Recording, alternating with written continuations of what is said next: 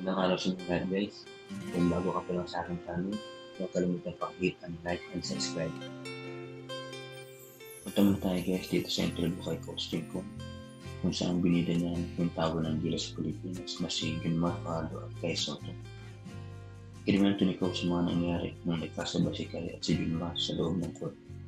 At sinabing malaking mandataw talaga ang ating tawag, kung saan hindi mapipigilan si Junmar sa loob. At ganoon din si Kai, na kahit 10 araw lang ng preparation ay nagawa nila ng maayos ang kanilang mga tungkulin sa loob, lalo ng ginawang forward si Kai.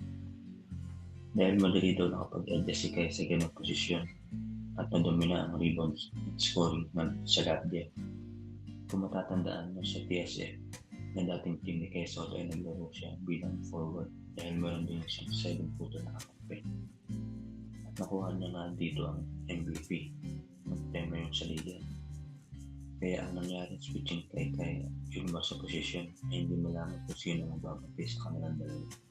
Dahil every time na nagkaka-switch ng defender ay lagi nagkakaroon ng mismatch.